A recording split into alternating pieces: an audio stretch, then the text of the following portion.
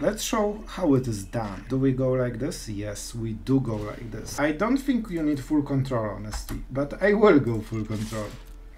Because I really want to make sure. Resolve first. Nice. He has red mana open, so he cannot protect the Jhin.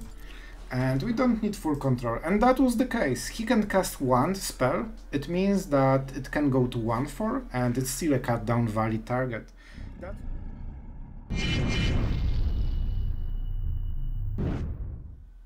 Hello everyone, it's Sloth here, and I know your pain. You got the ladder reset, and right now you really want your rank that is rightfully yours, probably Mythic or Diamond, and you want to hit it as soon as possible, but everyone is sweaty right now. Everyone is playing the best meta decks available.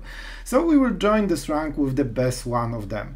And with this setup we went 16 wins and 6 losses only. We are at, you know, casual 73% win rate.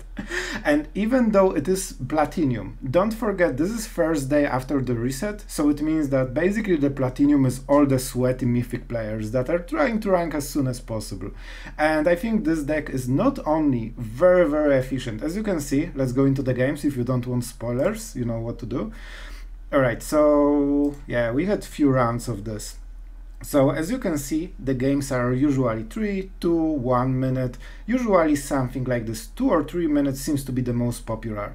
So the games are very quick, very deadly, and what I like about this deck, especially like compared to Gruul, you actually have plays with this one, because of Evolve Sweeper, probably my favorite card from the whole deck. This lets you really skillfully temper the game in your direction, depending on if you feel the opponent has removal, if you feel that you have good follow-up. You can actually play with this deck, and I think this is one of the reasons we have such a high win rate, because with Gruul it's basically you play your creatures and see if that's enough. Here you actually have some room to actually, you know, try to force wins when you shouldn't have them. And those are the matchups, and we are seeming to win all of them. Easy. So let's go into the deck list and see what's exactly up. Alright, and we are in the deck list. I'm definitely not shooting this intro twice, because the first one was too long. You could think, how the hell can you talk long about mono black aggro? You really can, because I think this is one of the most interesting aggro decks right now. This is the reason I took this one. First of all, it has insane results, and just for comparison, I played mono white aggro, just, you know, because it has very high win rate. I went like 20% win rate with it, because my draws were abysmal, and it always felt like, okay, I drew my cards, I played them, and there was nothing I could do because I died. It wasn't good enough, let's try again. It feels really soul crushing to play mono white, at least for me. And I did not get this feeling while playing mono black, even the aggro version, because you have much more decisions. You can actually outplay your opponent with this deck, and this is something I think that this contributes to the high win rate, because if you know how to play, if you want to trick your opponent, you have a lot of ways to do it. With other aggro decks you basically play creatures and see if that's enough. And one of the reasons for this is Evolve Sleeper, the card that is very strong at opening, especially on the play, and the fact that you can pump every single mana into this creature and never waste a single mana is a really big deal. It helps you set up other plays. Sometimes you can basically pump it to 2/2 and cut down, conscript, get some 1-drops. Depending on whether you expect this to live or die, you can play differently. If your opponent is tapped and you think that he has something that deals 2 damage, which is very popular, like play with fire, you try to pump it to 3/3 moment he is tapped out, so he cannot answer. You have those small plays that will affect the game, and when this gets going, man, I got it to 7/7 in one of the games, so that's a no joke. And yeah, for this part of the deck, you know the drill, nothing really new. For Liliana, man, like, we really need to appreciate Liliana, because in this deck as well, she's such a powerhouse. She is the reason we won so many games. Basically, when you cast her and -2, it is already card for card and it's great, whatever. But when you start discarding the cards and you force them to answer to Liliana, because if they don't, you will absolutely destroy their hand, especially with Tenacious Underdogs. It is not hard because you can basically refill every card every turn, and they cannot most of the time. And if they can, they need mana, which means they are falling behind on board. So when you get the second sacrifice effect from this one, especially if Liliana leaves after that, it's so much value, it's so much pressure on your opponent to just keep doing something that you probably win the game. So make sure that you basically get all the value from Liliana. She's really strong card, and with Tenacious Underdogs or even dead cards, like I really love getting flooded and just trade my swamps for my opponent win conditions. So every time you get a bad card, just dump it into the bin and see what your opponent dumped. So for Invoke Despair, Sheoldred, it's kinda obvious, right? There's not much to talk about. And one of the big things for the deck, I think, is the day-night cycle. Don't forget about it. It seems minor, but the difference between 2/3 creature and 4/4, especially with the ward, if they want to double target with damage cards like Play with Fire, they can, okay, maybe Abrade and Play with Fire. Like, this makes such a difference that the 4/4 won't be killable. 3/3 might get killed, so don't forget to play around it, especially that you have Cut Down, Sleeper, and Infernal Grasp. All of those effects can be used at instant during your opponent's turn, so you can flip into nighttime very easily. And use it. Use it. It will win you some games. So with that being said, if you enjoy crushing the ladder, crushing the meta, or just making cool decks that are not as boring as the meta, which is what we usually do on this channel, while still trying to be at least semi-competitive, don't forget to subscribe. It really does help, and it lets me know that you appreciate the effort. So yeah, thank you for anyone who did it, and let's get some ladder smashing going. Alright, so we are going fair. Honestly, this is pretty good hand. All we need is one extra land, and we should be golden right now. Man, Sleeper is such a fun card when you are on the play with one drop, basically. Is it Play with Fire? It is Play with Fire. Oh, Strangle! So this would suggest it might be Is it? Is it? That's always a great joke to make whenever you see Is it? So, yeah, Strangle is not... See? They are playing the championship list, probably. It seems to be extremely popular. Just land from the top, please, please, I deserve it. Yes, we are a great player. And this is a big deal, like really big deal. I think we... Do they have something? Like, they have Jhin. Yeah, this is one of the few situations when I will do it.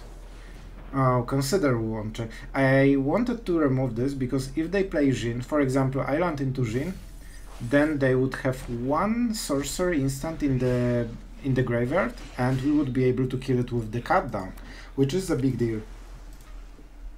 Will we be able to? No. Unfortunately. Consider dumping one of the instants is a little bit too much, but this will definitely help. I mean, this is definitely tempting, right? Alright, what do they have? They have 3 negates, some make disappears, I feel, and a lot of removal, which is really bad against the Glutton.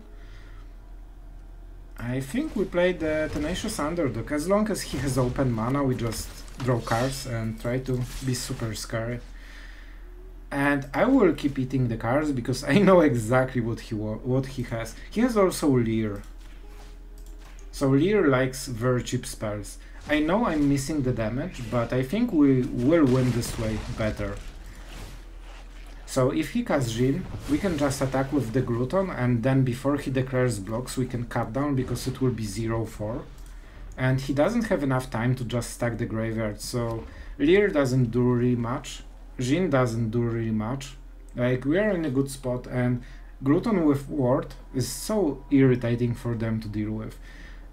Usually they just use Abrade and Strangle, something like this. but it will cost them 4 cards, which means that we win the game anyway.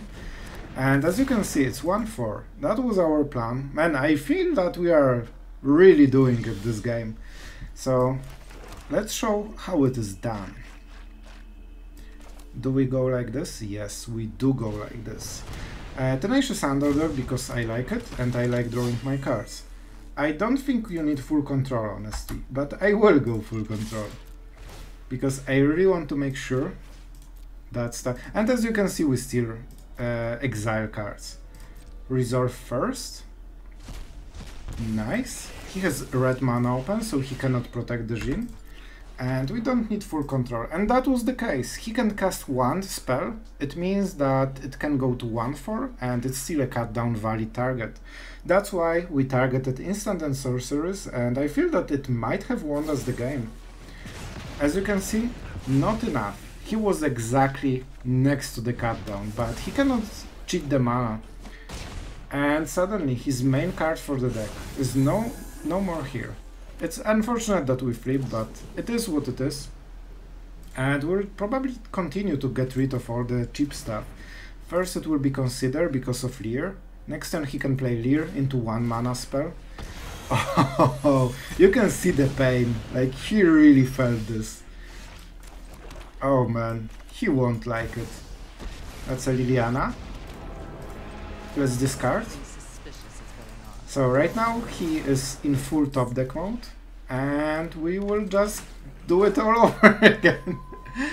I think right now it might be more important to just deal the damage. He is in top deck mode, so even if he gets the Jin, we just kill it with Infernal Grasp because he cannot get protection. Alright, so that's not a perfect opening, but it has to do. Double Infernal Grasp is definitely something that will be helpful. Like, we will be able to get rid of a lot of small annoying creatures. Of course, 1-drop after we played the turn 1 without anything. Classic. Infernal Grasp will be so important in this game. I think we need to use one of them on Talia that will inevitably come, because the Anointed Peacekeeper needs to have, you know, hard choice. We'll see what we'll get. Oh, this will be annoying. We cannot kill this one. Alright, that's actually a problem. I mean, if we attack, he just blocks and discards a card and he gets a lot of extra tempo. That's not really what you want to do. That's not what you want to do. If he attacks, he can use the Unleash, but then he doesn't get the training trigger. If we play this, he can Brutal Catar. But you know what? It's not the worst. I just want some beefy creature. And if he tries to enlist, I probably tried Underdog. I think so. Yeah, let's try like this. With double Infernal Grasp we can interrupt quite a lot of stuff. Even if he targets, yeah, so as expected they always have what they need, but the ward is the big deal. So now we can kill the Brutal Catar and get back the Trespasser, and it will enter the battlefield, so we will exile the card from the graveyard. Like, we can oh man, we should probably do it, right? Yeah, let's just make sure that we have stuff. Like, trading is really good for us, because this alone just doesn't do anything really, and we will get another value basically from this. That's why I played Trespasser, because I expected Catar, but the ward makes it so worth it. I mean Brutal Catar probably. Alright, not sure what to play. I think we just go with double 1-drop. I think it's just really good. We could try thinking about switching day-night time, but it's not worth it. And if anything, we just do it next turn. Our opponent has 4 cards, but we have Tenacious Underdog. Serra Paragon. That definitely likes to be Infernal Grasped.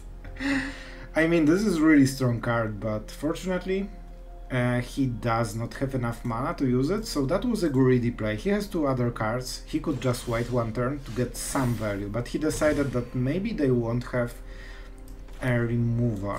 And that's not true. We have removal. We always have removal. I mean, we probably should keep the sleeper. We don't have a lot of plays. I guess Underdog is a play. So we will definitely attack with Trespasser, but I'm honestly not sure if we want to trade a card. Yeah, I think it's just this. And the correct choice is to exile anything that is 3 or less, because those are the cards that can be resurrected. Yeah, this does not attack. And Trespasser is really annoying for him. Man, I nearly forgot about the Reckoner right. Like, this will be so much damage very quickly, and especially with Tenacious Underdog, we will get cards and we will get the damage. Man, Trespasser was such a big swing during this game. Land from the top, you love to see it. Mr. Murderface Sandwich. It's hard to read it with straight face. I love the creativity on some nicks. Anointed Peacekeeper. Okay, I will help you. That gives away that he can name the sleeper, which maybe he wouldn't think about. But in the end, I'm not risking about it. Like, you know, I'm not playing around my opponent not knowing what the cards do.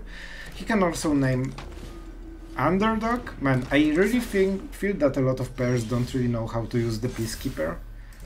It would be so much better on Tenacious Underdog, wouldn't it? Alright, do we go for the sleeper? I honestly feel if we play this on the sleeper... Nah, I prefer my cards. We are at 20. This we cannot attack, unfortunately, but that's good enough. So of course we exile everything that is 1, 2 and 3 mana cost, so the angel from the top cannot resurrect anything. And right now, even if he top decks the Paragon, he cannot really resurrect anything at all. That was pretty weird. I don't mind it at all. With Menace it will be so hard for him to defend. I think he's dead. Like, with this Menace he already needs 2 blockers, so 2 creatures will be tangled. Then this needs to block whatever, and it will die. If we play a Tenacious Underdog, yeah, 5 damage goes through, I believe. Something like this. Like, he might not be dead, but it should be close. He cannot also really attack, I think. Yeah, maybe with the Peacekeeper, of course. So this does not have Vigilance. Man, he's so aggressive, but I don't think he can afford it at all. So this will get training, we'll kill the token. I think this is the play. We could also just kill the Peacekeeper and trade 1 for 1, which is pretty... You know what? This is actually legit. Yeah, with Tenacious Underdog we don't need more. And right now he is trading his 3-drop for 1-drop. And he cannot go 2 for 1, we see all the cards. And this has Vigilance, so it would block anyway, whatever we will attack, so we basically traded the same as we would during the attack, right? Alright, so I think it will be Tenacious Underdog. We just need to push damage, that's kinda easy game plan right now. We just attack with everything. It will be Peacekeeper, definitely. He's at 3. He can block 2 of the damage, and this Trespasser should win the game next turn. He doesn't have any way to heal right now. Also, this will die for free. The blocks are bad. He should block exactly the opposite, because then this dies. So that was also a mistake. It won't change the outcome because we will win anyway, but he basically saved Trespasser for free, and Trespasser will kill him next turn. So if we didn't have the next one, that could cost him the game, this mistake. Yeah, you get the token, I guess. So we will block with this one. If he has removal, it will hit anyway. If he has a Ganjo, it will be used during the attack. And now all we need to do is play Tenacious Underdog and press the orange button. I mean, the orange button. We also kill him with the Gluton only. But even double menace, he cannot really block too much. So this will be 2 damage and he's dead. I guess he has the Wandering Emperor? Whatever.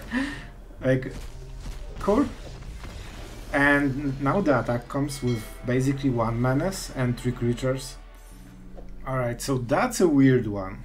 So this is basically, I hope he has no removal, the opening hand. If he kills the sleeper, we have nothing to do. So why I took this hand? First of all, it might be some creature deck and we can basically try trading with the removal. If not, we are on the play, so it's much harder to remove sleeper, or at least a little bit. And finally, I hope that he just that we draw something. It is a legit thing to assume, you know. Okay, no cut down. That's a really good start. Like, if he had cut down, the game would be so much harder. Even Infernal Grasp is kinda fine right now. I don't love it, but it is what it is. It seems like Infernal Grasp, doesn't it? Yeah, he has something. He didn't have it before. I mean, he will cast it. Oh man, how do we do it? I think we just hold up the Infernal Grasp, right? We could also play Liliana. What is the best play they can make against Liliana? Their own Liliana, and then ours look stupid? Yeah, Liliana would really hurt us right now. I will wait with my removal. Yeah, this will be Infernal Grasp at the end step. He wanted to bait us into using mana, that's why he took the damage during the combat phase. That was kind of obvious. That's not great. I guess in this situation we don't have a choice.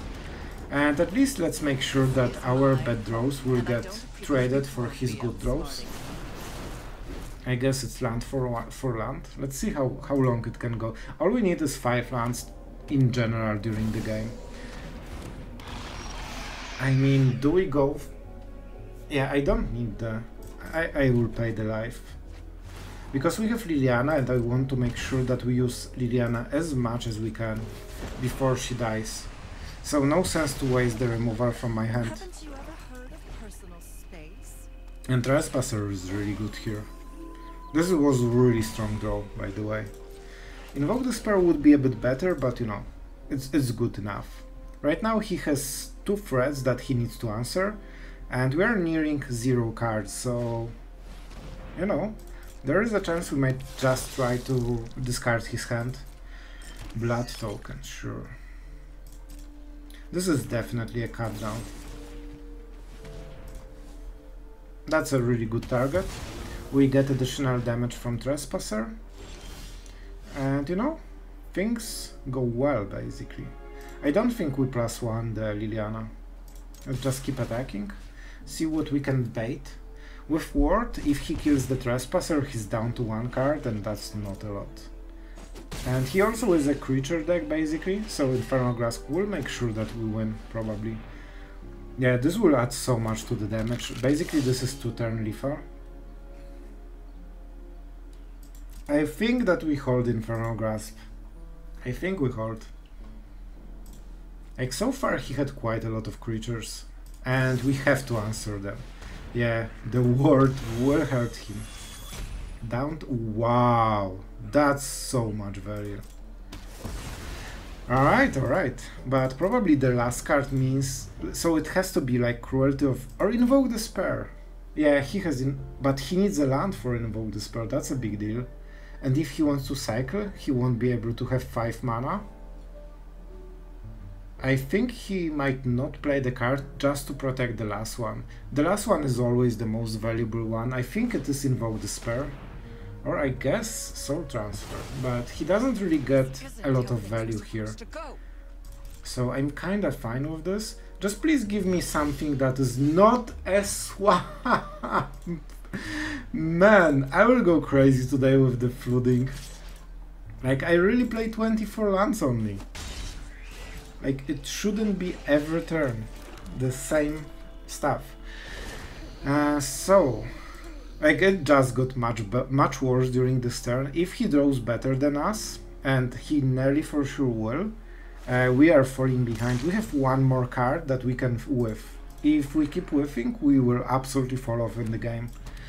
Alright, that is a land as well. So far we are both whiffing, I think. But I will whiff way more than him, I feel. Man, whenever I'm in this situation, I feel like I honestly only draw lands most of the time. I've been playing with the previous mono black for like more than 100 games, and that was such an often case. He drew something, probably. Right, Trespasser is a good draw.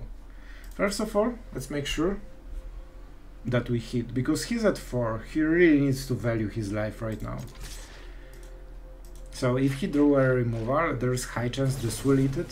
A Braid. Perfect target for the Trespasser. Or perfect card for the Trespasser. So let's play it. We can deal maybe 2 damage. What are the creatures? Yeah, let's just make sure that we go for the maximum damage. And he's at 2. If we kill another creature, we can actually win by attacking. We already deal 1 damage when we attack. He has 2 cards, he needs a removal that deals 4 damage, and then the war target. Man, we won this, but the swamps were devastating. This Trespasser really saved us. Alright, we are going first with basically no aggro. So is this good enough?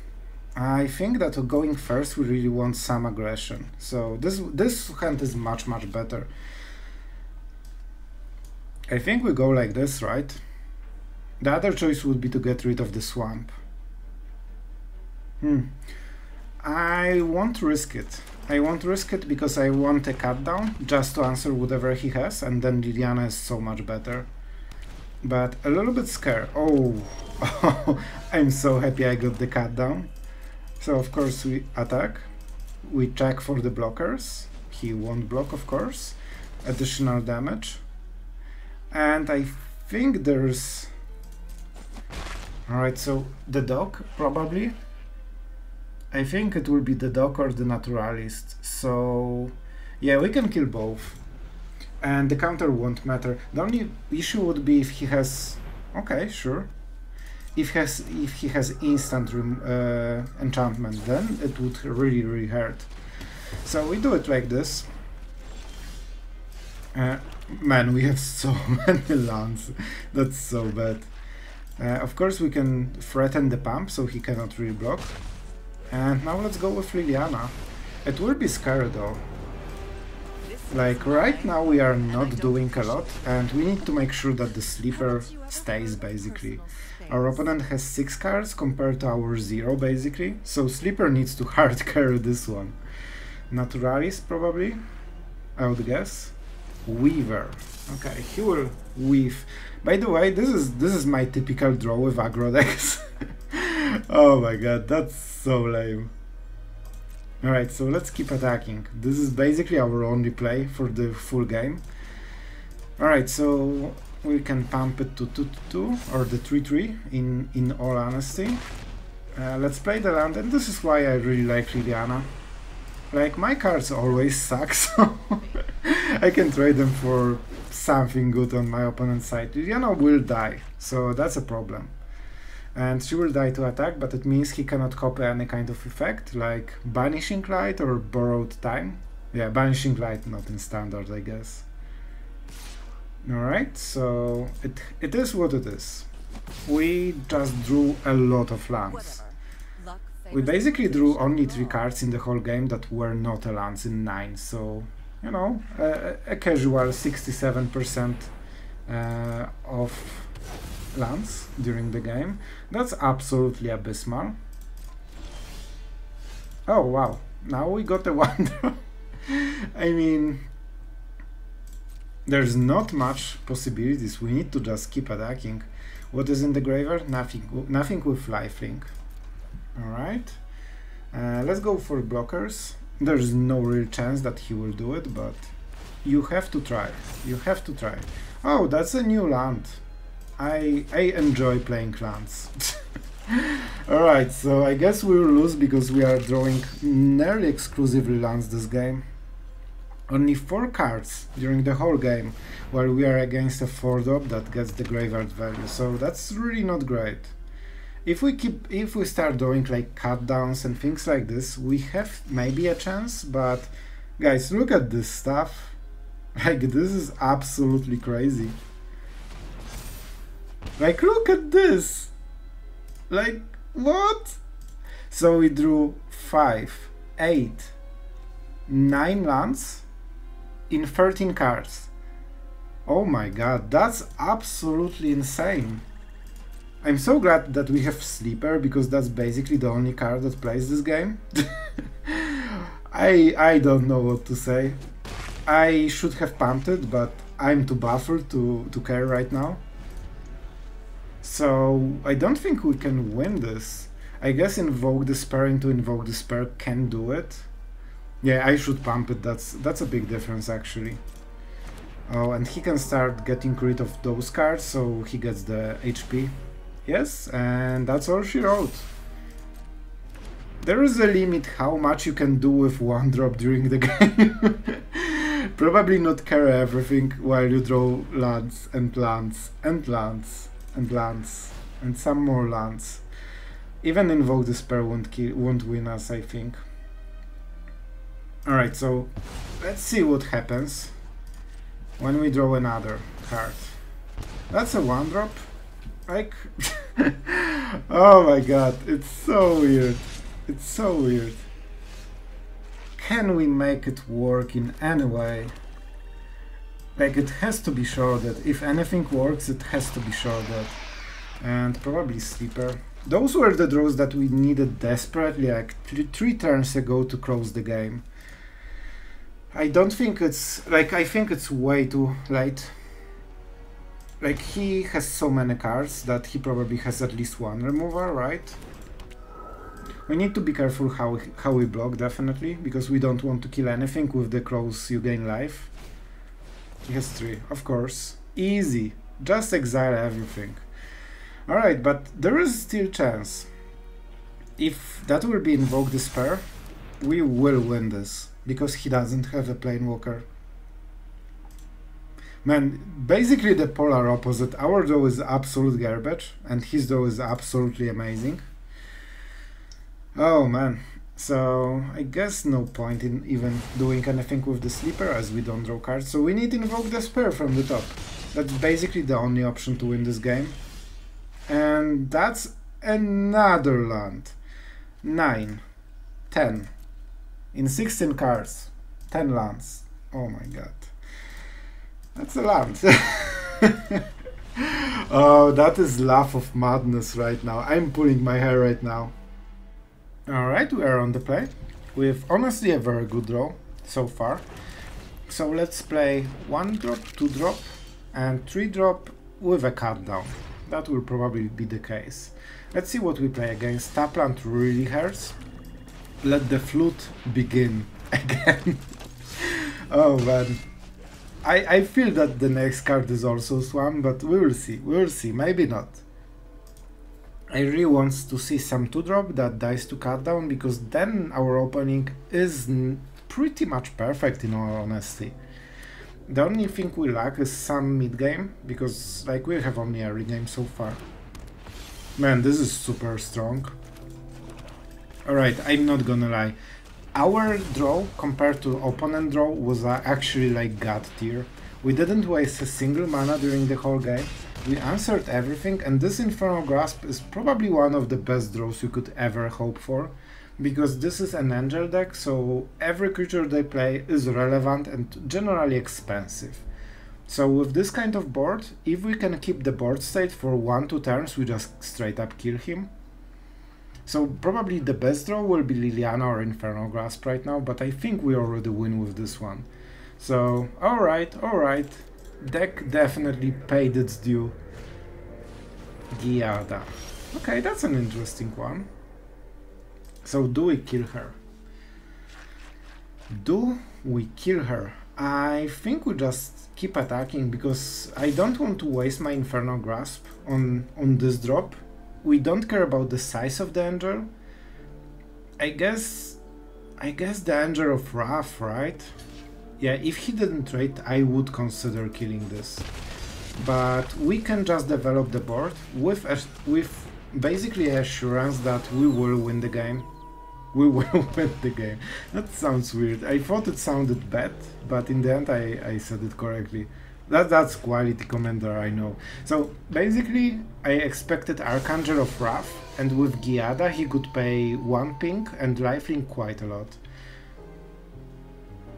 I mean... Oh, this is an Emperor. Okay, so how do we play against the Emperor? We exile 1 or even 2 cards. So he will be at 5, he will kill this, he will be at 7, he deals... Like, if we attack with this, he's at 9 and we attack for 9. So he has to go for the Gluton. So it means that the Tenacious Underdog is pretty good. If we draw a land, we didn't play land this turn, so if we draw a land, we just kill him straight up. Alright, and we only have 1 creature right now. It's fine. I think I didn't even calculate the ability from the Gluton. Like, that's big misstep on my part, but it's absolutely fine. So right now, even with the Emperor, he just dies anyway. He's at 8, we deal 8. Yeah, I didn't counter the ping.